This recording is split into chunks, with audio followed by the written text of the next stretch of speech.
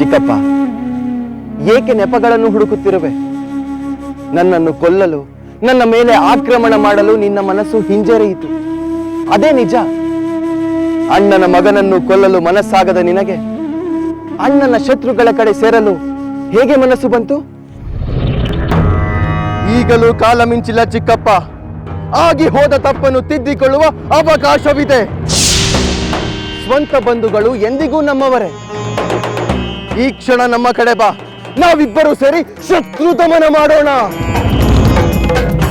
ಸಾಧ್ಯವಿಲ್ಲ, ಅದೆಂದಿಗೂ ಸಾಧ್ಯವಿಲ್ಲ. ನಾನು ನನ್ನ ಪ್ರಾಣ ತ್ಯಾಗ ಮಾಡುತ್ತೇನೆ ಹೊರತು ಯಾವ ಕಾರಣಕ್ಕೂ ನಿಮ್ಮ ಕಡೆ ಸೇರುವುದಿಲ್ಲ.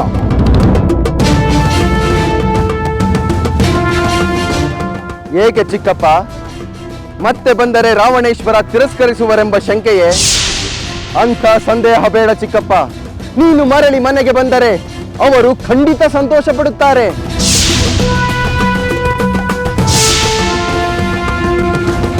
ಇನ್ನೊಬ್ಬ ಪ್ರೀತಿಯ ಸಹೋದರ ಕುಂಭಕರ್ಣನನ್ನು ಕಳೆದುಕೊಂಡ ಅವರು ನಿನ್ನನ್ನು ಅಕ್ಕರಿಂದ ಸ್ವಾಗತಿಸುತ್ತಾರೆ. ಬಾ ಚಿಕ್ಕಪ್ಪ. ಯಾರದೋ ಪರವಹಿಸಿ ರಕ್ತ ಸಂಬಂಧಿಗಳ ವಿರುದ್ಧ ಹೋರಾಡುವ ಪಾಪ ಕಾರ್ಯವನ್ನು ಮಾಡಬೇಡ. ಸಾಕು ಸಾಕು ಮಾಡು ನಿನ್ನ ಅಸಂಬದ್ಧ ಪ್ರಲಾಪವನ್ನು. ನನ್ನ ಕಣ್ಣೆದುರಿಗೆ ಬಾಲಕನಾಗಿ ಬೆಳೆದ ನೀನು ಅಮಾಯಕ ಬಾಲಕನಂತೆಯೇ ಮಾತನಾಡುತ್ತಿರುವೆ. ನಿಜ ನಿಜ, ಒಂದು ಕ್ಷಣ ನೀನು ನನ್ನ ಅಣ್ಣನ ಮಗನೆಂಬ ಮಮಕಾರ ಬಾಧಿಸಿದ್ದು ನಿಜ. ಆದರೆ ಹಾಗೆಂದು ನಿನ್ನ ತಂದೆಯ ಅಧರ್ಮವನ್ನು, ಆ ಅಧರ್ಮಕ್ಕೆ ನೀನು ಬೆಂಬಲಿಸುತ್ತಿರುವೆ ಎಂಬುದನ್ನು ಮರೆತಿಲ್ಲ, ಮರೆಯುವುದೂ ಇಲ್ಲ. ನಿನ್ನನ್ನು ಸಮ್ಮರಿಸಿದ ಕೀರ್ತಿ ಲಕ್ಷ್ಮಣನಿಗೆ ದೊರಕಲಿ ಎಂಬ ಉದ್ದೇಶದಿಂದ ನಿನ್ನ ಜೊತೆ ಯುದ್ಧ ಮಾಡಲು ಹಿಂಜರಿದನೇ ಹೊರತು ನೀನು ನನ್ನ ಅಣ್ಣನ ಮಗನೆಂಬ ಕಾರಣದಿಂದ ಅಲ್ಲ. ನೀನು ಇಷ್ಟೆಲ್ಲ ಮಾತನಾಡಿದ ಮೇಲೆ ನಾನು ಖಂಡಿತವಾಗಿ ನಿನ್ನ ಜೊತೆ ಯುದ್ಧ ಮಾಡುತ್ತೇನೆ, ಮಾಡಿಯೇ ತೀರುತ್ತೇನೆ. ಅಲೆ ಚಿಕ್ಕಪ್ಪ, ಕಡೆಗೂ ನೀನು ನಿನ್ನ ಶತ್ರು ಪ್ರೀತಿಯನ್ನು ಬಿಡಲಿಲ್ಲ. ಮಗನೆಂಬ ಮಮಕಾರ ನಿನಗೆ ಇಲ್ಲದ ಮೇಲೆ ಚಿಕ್ಕಪ್ಪನೆಂಬ ಮಮಕಾರ ನನಗೇಕೆ?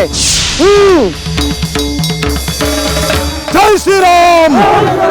ವಾನರ ವೀರರೇ, ಸಂಹರಿಸಿ!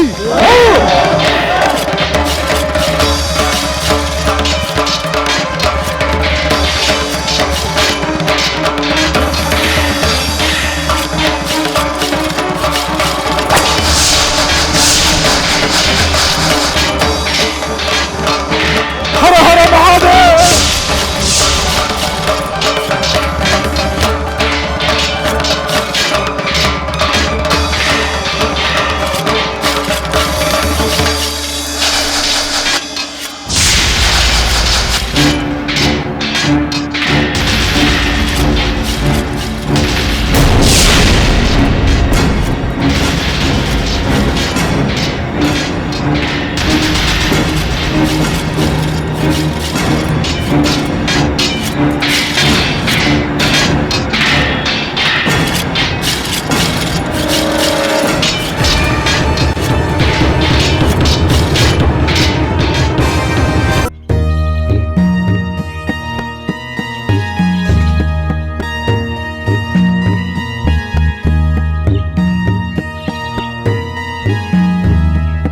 ರಾಮಚಂದ್ರ ಪ್ರಭು, ಪ್ರಣಾಮಗಳು. ದೂತ, ಯುದ್ಧ ಭೂಮಿಯಿಂದ ನೀನು ವಿಶೇಷ ವಾರ್ತೆಯನ್ನು ತಂದಿರುವಂತಿದೆ. ಹೌದು ಪ್ರಭು, ನೀವು ಹೇಳಿದ ಮಾತು ಸತ್ಯವಾಯಿತೆಂದು ತಿಳಿಸಲು ಬಂದೆ. ಯಾವ ಮಾತು ದೂತ? ಪ್ರಭು, ವಿಭೀಷಣನಲ್ಲಿ ನಿಮ್ಮ ಮೇಲಿನ ನಿಷ್ಠೆ ಕಿಂಚಿತ್ತೂ ಕಡಿಮೆಯಾಗಿಲ್ಲ ಎಂಬುದು. ಹೌದೇನು? ಅದು ಹೇಗೆ ತಿಳಿಯಿತು? ಆ ಕುಟಿಲನಾದ ಇಂದ್ರಜೀತು ತನ್ನ ಕಡೆಗೆ ಸೇರಿಕೊಳ್ಳುವಂತೆ ವಿಭೀಷಣನನ್ನು ಮತ್ತೆ ಮತ್ತೆ ಪ್ರಚೋದಿಸಿದ. ರಾವಣನು ಪ್ರೀತಿಯಿಂದ ಸ್ವಾಗತಿಸುವೆನೆಂದೂ ಹೇಳಿದ. ಓಹೋ, ಬಾಂಧವ್ಯದ ನೆನಪು ಮಾಡಿ ಸೆಳೆಯುವ ತಂತ್ರವನ್ನು ಮಾಡಿದ್ದಾನೆ ಇಂದ್ರಜಿತು. ನಿಜವಾದ ಪ್ರೀತಿಗಿಂತ ಚಿಕ್ಕಪ್ಪನೆಂಬ ಸಂಬಂಧವನ್ನು ತನ್ನ ಪ್ರಯೋಜನಕ್ಕೆ ಬಳಸಿಕೊಳ್ಳುವ ಪ್ರಯತ್ನವನ್ನು ಮಾಡಿದ್ದಾನೆ. ಅದು ನಿಜವಾದ ಬಾಂಧವ್ಯವೆಂದು ಹೇಳಲಾಗುತ್ತದೆಯೇ? ಹೌದು ಪ್ರಭು, ಅದು ಅವನ ಅಲ್ಪತನವನ್ನೇ ತೋರಿಸುತ್ತದೆ. ಹಿಂದೆ ಸುಗ್ರೀವನನ್ನು ಆ ರಾವಣ ವಾಲಿಯ ಸ್ನೇಹದ ನೆಪದಿಂದ ತನ್ನ ಕಡೆಗೆ ಮಾಡಿಕೊಳ್ಳುವ ಪ್ರಯತ್ನವನ್ನು ಮಾಡಿದ. ಅಂಗದನಿಗೂ ನಿನ್ನ ತಂದೆಯನ್ನು ಕೊಂದವನ ಪರವಾಗಿ ಏಕಿರುವೆ, ನನ್ನ ಕಡೆಗೆ ಬಾ ಎಂದು ಹೇಳಿದ. ಶುಕಾಸುರನನ್ನು ಕಳಿಸಿ ಆ ಪ್ರಯತ್ನ ಮಾಡಿದನಲ್ಲವೇ? ಹೌದು, ಆದರೆ ಆ ಶುಕಾಸುರ ದಂಡನೆಗೆ ಒಳಗಾದ. ರಾವಣನ ಕುತಂತ್ರ ಎಲ್ಲರಿಗೂ ತಿಳಿದು ಹೋಯಿತು. ಇನ್ನು ವಿಭೀಷಣನ ನಿಷ್ಠೆಯನ್ನು ಕದಲಿಸಲು ಆ ಇಂದ್ರಜಿತುವಿಗೆ ಸಾಧ್ಯವೇ? ಖಂಡಿತ ಸಾಧ್ಯವಿಲ್ಲ ಪ್ರಭು. ವಿಭೀಷಣ ಈಗ ಅವನ ಮೇಲೆ ಹೋರಾಡುತ್ತಿದ್ದಾನೆ. ಯಾವ ದಾಕ್ಷಿಣ್ಯವೂ ಇಲ್ಲದೆ ಅವನ ಮೇಲೆ ಬಾಣ ಪ್ರಯೋಗಿಸುತ್ತಿದ್ದಾನೆ. ಪ್ರಾಣವನ್ನಾದರೂ ಬಿಡುತ್ತೇನೆ, ಮತ್ತೆ ನಿಮ್ಮ ಕಡೆ ಸೇರುವುದಿಲ್ಲ ಎಂದು ಹೇಳಿದ ವಿಭೀಷಣ ಅದಕ್ಕೆ ತಕ್ಕಂತೆಯೇ ಹೋರಾಡುತ್ತಿದ್ದಾನೆ. ಹೌದು, ಆ ನಂಬಿಕೆ ನನಗೆ ಮೊದಲೇ ಇತ್ತು. ದೂತ, ನೀನು ರಣರಂಗಕ್ಕೆ ಹೋಗು. ಅಲ್ಲಿ ವಿಶೇಷವಿದ್ದರೆ ನನಗೆ ಬಂದು ತಿಳಿಸು. ಆಗಲಿ ಪ್ರಭು.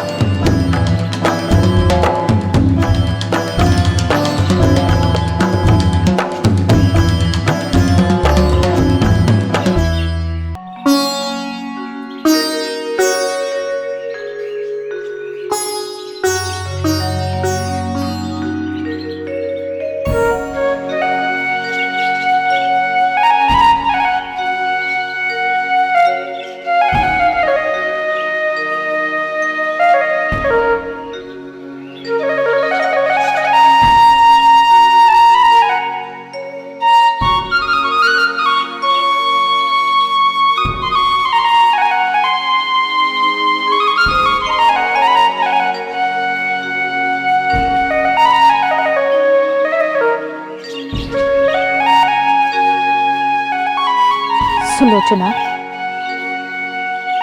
ಮಗಳೇ ಸುಲೋಚನಾ,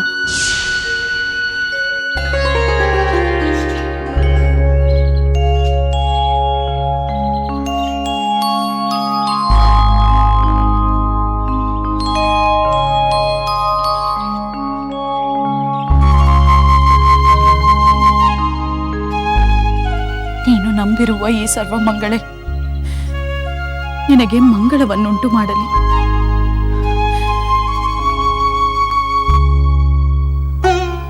ಅತ್ತೆಯವರೇ, ನೀವು ಕ್ಷೇಮವೇ? ನನ್ನ ಕ್ಷೇಮಕ್ಕೇನು ಕೊರತೆ, ಆದರೆ ಇನ್ನ ಈ ಸ್ಥಿತಿಯನ್ನು ನನ್ನಿಂದ ನೋಡಲಾಗುತ್ತಿಲ್ಲ ಸುಲೋಚನಾ. ಅತ್ತೆಯವರೇ, ಅಳಬೇಡಿ. ದೇವಿಯ ಸನ್ನಿಧಿಯಲ್ಲಿ ನಾನು ಕುಶಲವಾಗಿದ್ದೀನಿ.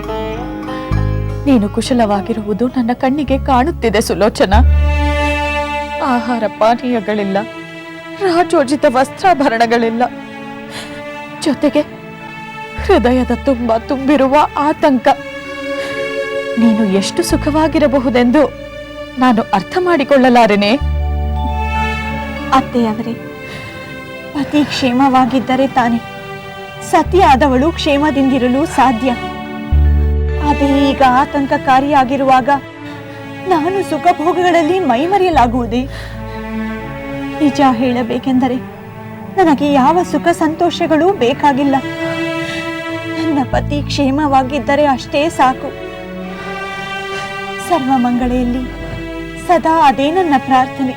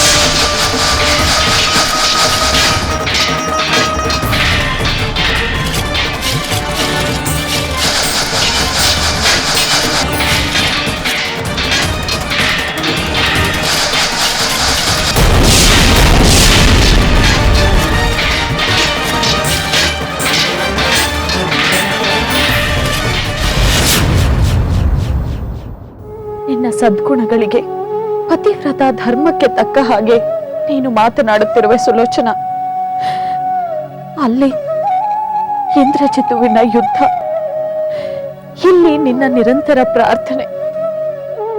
ನಾನು ನನ್ನ ಮಗನಿಗಾಗಿ ಸಂಕಟ ಪಡಲೆ ಅಥವಾ ನಿನ್ನ ಈ ಸ್ಥಿತಿಗಾಗಿ ಸಂಕಟ ಪಡಲೆ? ನನಗೆ ದಿಕ್ಕೇ ತೋಚದಂತಾಗಿದೆ. ಸಮಾಧಾನ ತಂದುಕೊಳ್ಳಿ. ಎಲ್ಲರ ಸಂಕಟಗಳು, ಎಲ್ಲ ಬಗೆಯ ಸಂಕಟಗಳು ನಿವಾರಣೆಯಾಗಲಿ ಎಂದೇ ನಾನು ದೇವಿಗೆ ಮೊರೆ ಹೋಗಿರುವುದು. ಹೀಗೆ ಮಾಡಲು ಪ್ರೇರಣೆ ನೀಡಿದವರು ನೀವೇ ಅಲ್ಲವೇ? ದೇವಿ ಶುಭವನ್ನುಂಟು ಮಾಡುವಳೆಂಬ ಭರವಸೆಯಿಂದಲೇ ನಾನು ಇಲ್ಲಿ ಪೂಜೆ ಧ್ಯಾನಗಳಲ್ಲಿ ಕಾಲ ಕಳೆಯುತ್ತಿರುವುದು. ನೀನು ಆಚರಿಸುತ್ತಿರುವುದೆಲ್ಲ ಸರಿಯಾಗೇ ಇದೆ ಮಗಳೇ. ಆದರೆ ಈ ಯುದ್ಧ ನಿಲ್ಲುವಂತಿಲ್ಲ. ಈ ಯುದ್ಧ ನಿಲ್ಲದೆ ನಿನ್ನ ಪತಿ ಕ್ಷೇಮವಾಗಿ ಹಿಂದಿರುಗುವಂತಿಲ್ಲ. ಧರ್ಮವು ಉಳಿಯಬೇಕು, ಸಜ್ಜನರಿಗೆ ಕೇಡಾಗಬಾರದು. ಇದೆಲ್ಲ ಹೇಗೆ ಸಾಧ್ಯ? ಆಗುತ್ತದೆ ಅತ್ತೆಯವರೇ, ಎಲ್ಲವೂ ನೆರವೇರುತ್ತದೆ. ದೇವಿ ಮನಸ್ಸು ಮಾಡಿದರೆ ಯಾವುದು ತಾನೇ ಅಸಾಧ್ಯ?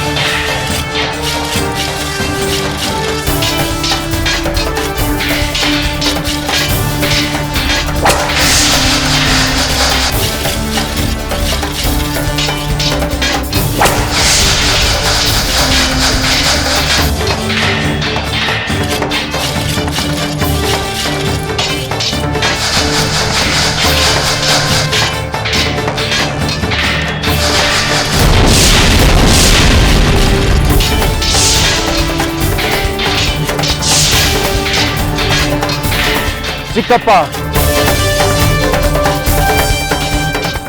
ನಮ್ಮಿಬ್ಬರದ್ದು ಕಾಲಹರಣದ ಯುದ್ಧವಾಗಿದೆ. ನನ್ನನ್ನು ಕೊಲ್ಲಲು ನಿನಗೆ ಮನಸ್ಸಿಲ್ಲ, ನಿನ್ನನ್ನು ಕೊಲ್ಲಲು ನನಗೆ ಮನಸ್ಸಿಲ್ಲ. ನೀನು ಸೋಲುವುದಿಲ್ಲ, ನಾನು ಸೋಲುವುದಿಲ್ಲ. ಇಂಥ ಯುದ್ಧವನ್ನು ಎಷ್ಟು ಹೊತ್ತು ಮಾಡಿದರೆ ಏನು ಪ್ರಯೋಜನ? ನಾನು ನನಗೆ ತಕ್ಕ ಎದುರಾಳಿಯಾದ ಆ ಲಕ್ಷ್ಮಣನೊಂದಿಗೆ ಯುದ್ಧ ಮಾಡುತ್ತೇನೆ. ಹಾಗೆ ಮಾಡು. ಲಕ್ಷ್ಮಣನೇ ನಿನಗೆ ತಕ್ಕ ಪ್ರತಿಸ್ಪರ್ಧಿ.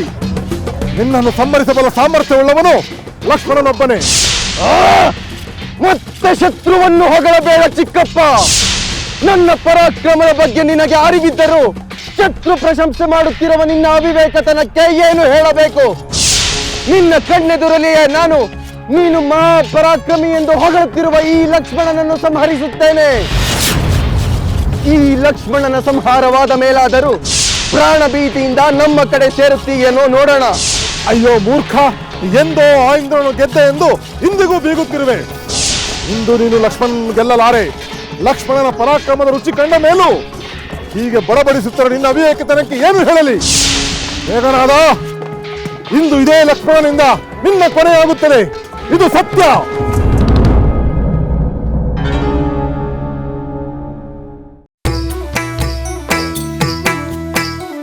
ಲಂಕೆಯಲ್ಲಿನ ದುರುಳ ದರ್ಪವು ಸೀತೆ ಸಹನೆಗೆ ಸೋತಿತು.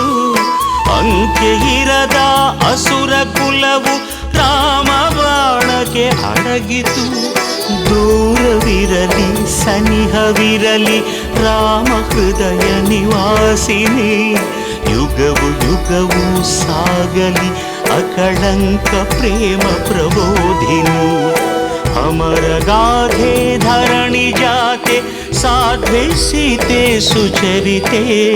ಸಹನ ಶಕ್ತಿ ಪತಿಯ ಭಕ್ತಿ ಲೋಕಮಾನ್ಯ ವಂದಿತೆ.